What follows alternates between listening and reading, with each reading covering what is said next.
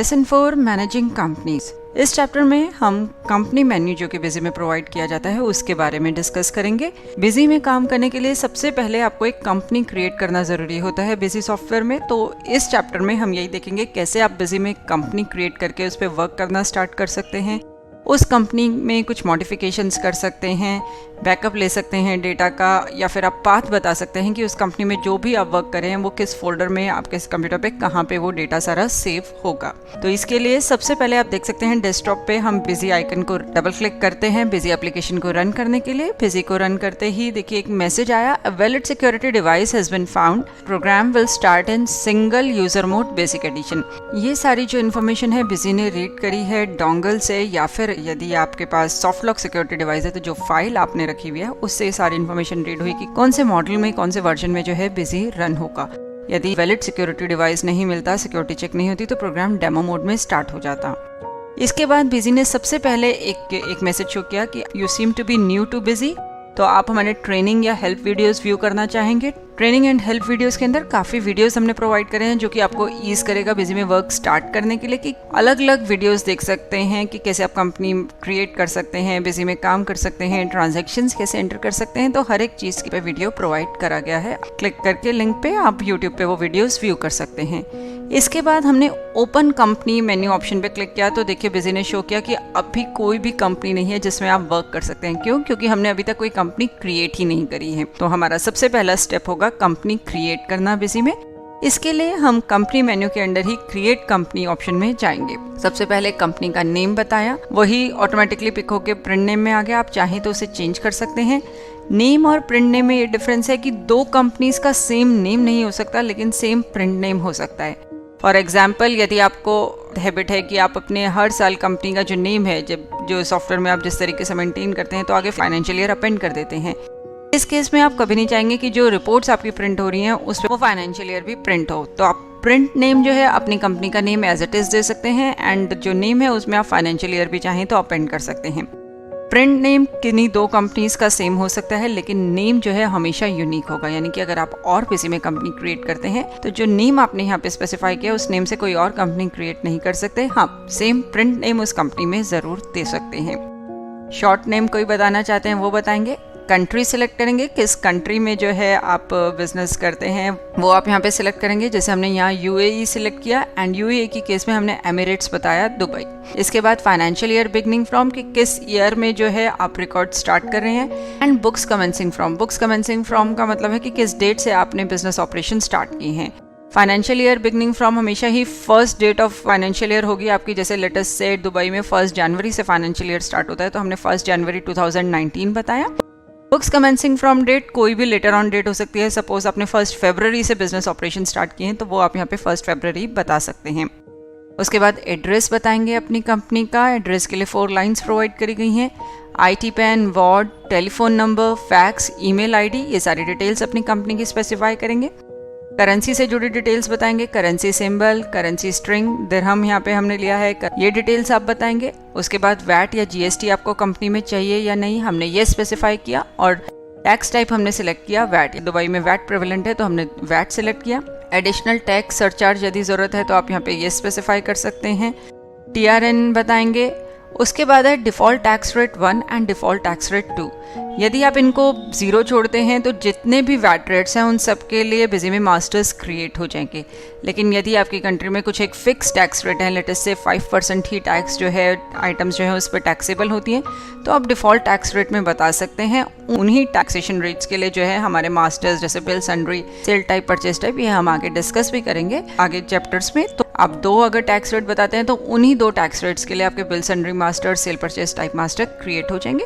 इसके बाद बॉटम में ऑप्शन दी हुई है copy masters configuration for creating company. तो इसमें फर्स्ट ऑप्शन है नॉट रिक्वायर्ड, यानी कि आपको किसी और कंपनी से कॉपी नहीं करना।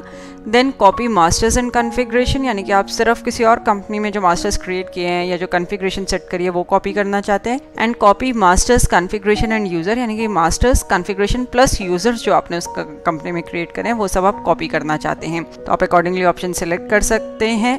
इसमें हमने पहले copy masters and config option select करी तो बिजी ने एक मैसेज शो किया कि आपने कोई कंपनी सिलेक्ट नहीं करी जिससे मास्टर्स एंड कॉन्फ़िगरेशन कॉपी करी जा सके। अभी हम कोई कंपनी सिलेक्ट भी नहीं कर सकते क्योंकि ये फर्स्ट कंपनी ही हम क्रिएट कर रहे हैं। यदि पहले से ही कुछ कंपनी आपने क्रिएट करी हुई है या फिर आप न्यू फाइनेंशियल ईयर में आ रहे हैं, नई कंपनी बना रहे हैं और कॉन्फ़िगरेशन मास्टर्स यूजर्स वहाँ से पिक करना चाहते हैं, तो उस केस में आप कंपनी सिलेक्ट कर सकते हैं सिलेक्ट कंपनी बटन को प्रेस करके। अभी फिलहाल क्योंकि ये पहली ही कंपनी है तो हम यहाँ पे नॉट रिक्वायर्ड ऑप्शन सिलेक्ट करेंगे एंड सेव बटन प्रेस करेंगे इस कंपनी को क्रिएट करने के लिए। सेव बटन प्रेस करते ही बिजी ने मैसेज शो किया कि company has been created successfully. Next screen में आपको सुपर यूज़र जो है क्रिएट करने के लिए प्रॉम्प्ट किया जाएगा, उसका कंसेप्ट अभी हम डिस्कस करते हैं। इसके बाद फर्स्ट स्क्रीन जो अपीयर हुई वो है सुपर यूज़र क्रिएट करने की। सबसे पहले इसमें ऑप्शन है यूज़र ऑथेंटिकेशन रिक्वायर्ड यस या नो, कि आपको अथॉरिटी सुपर यूज़र के राइट्स सुपर यूज़र क्रिएट करना है या नहीं करना है, यानी कि आपको एक वैलिड यूज़र आईडी और पासवर्ड बताना है या आप चाहते हैं कि कोई पासवर्ड आपको रिक्वायर्ड नहीं है, आप बिजी डायरेक्टली ओपन कर सकें। यदि आप ये बताना चाहते हैं यूज़र आईडी और पासवर्ड, यहाँ पे ये स्पेसिफाई करें, सुपर यूज़र नेम बताएं, पासवर्ड बताएं एंड रीचेक पासवर्ड, यानी कि ये जो भी आप सुपर यूज़र नेम यहाँ बता रहे हैं ये आईडी आपकी होगी इस कंपनी में लॉगिन करने के लिए, कि जब भी आप इस कंपनी को ओपन करेंगे ये आईडी और पासवर्ड का वैलिड कॉम्बिनेशन बताते हैं तभी आप वो कंपनी ओपन कर पाएंगे। इसके बाद हम एडिट कंपनी ऑप्शन में जाते हैं। एडिट कंपनी के अंदर आप कुछ भी मॉडिफिकेशंस कर सकते हैं, यानी कि आपको लगता है कंपनी क्रिएशन के टाइम पे कुछ भी डेटा गलत एंटर हो गया है तो आप उसे मॉडिफाई कर सकते हैं। यहाँ पे आप देख सकते हैं हमने टेलीफोन नंबर फील्ड में थोड़ा सा चेंज किया है, जैसे टेलीफोन नंबर गलत एंटर हो गया था तो उसे मॉडिफाई किया है। तो इस तरीके से आप एडिट कंपनी मेन्यू ऑप्शन को यूज़ कर सकते हैं। इसके बाद हम कंपनी में ओपन कंपनी ऑप्शन में गए, हमने कंपनी सिलेक्ट करी जो हमने जस्ट अभी क्रिएट करी थी, यूज़र आईडी पासवर्ड बताया, वैलिड कॉम्बिनेशन बताने पे ये कंपनी ओपन हो गई।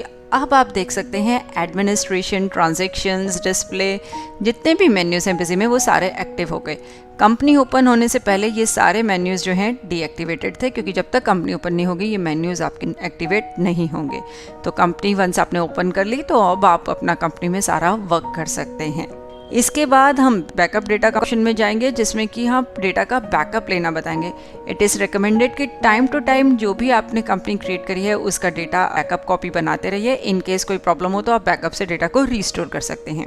यहाँ पे आप पाथ बताएंगे जहाँ पे बैकअप कॉपी क्रिएट करना चाहते हैं। हमने देखिए पाथ सिलेक्ट किया, फाइनेंशियल ईयर 2019 और फाइनेंशियल ईयर्स हैं भी नहीं तो वो बताया, ओके बटन क्लिक किया तो यहाँ पे बिजी ने मैसेज शो कर दिया प्रोसीडिंग फॉर बैकअप। आप यस बटन क्लिक करेंगे एंड देन बिजी ने मैसेज शो कर दिया कि इस कंपनी का जो बैकअप है वो क्रिएट हो गया है।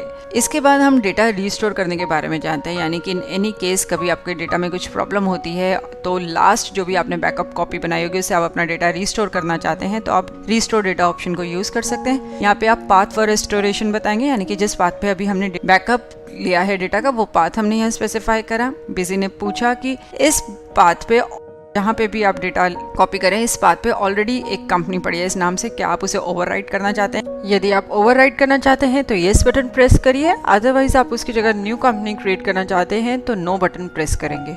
अब जो वो न्यू कंपनी क्रिएट होगी वो किस नाम से क्रिएट होगी? वो सेम नाम से क्रिएट होगी, लेकिन उस पर जो है डेट साथ में अपेंड हो जाएगी। तो आप देख सकते हैं अब हम ओपन कंपनी मेन्यू में गए तो वही कंपनी का नाम है, लेकिन जिस डेट पे हमने रिस्टोर किया है डेटा वो डेट इसके साथ जो है अपेंड हो गई।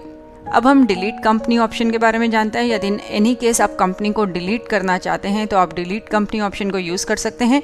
वंस आपने एक बार कंपनी का डेटा डिलीट कर दिया आप उसे इन एनी केस रिस्टोर नहीं कर सकते। कंपनी आपको डिलीट करनी है तो बहुत ध्यान से करनी होगी, क्योंकि आप डेटा को कभी भी रिकवर नहीं कर पाएंगे।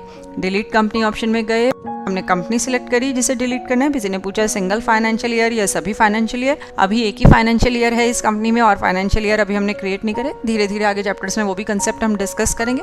हमने कंप्लीट कंपनी ऑप्शन सिलेक्ट किया एंड बिजी ने इस कंपनी को डिलीट कर दिया। इसके बाद नेक्स्ट हमारा ऑप्शन है सेट डेटा डायरेक्टरी का।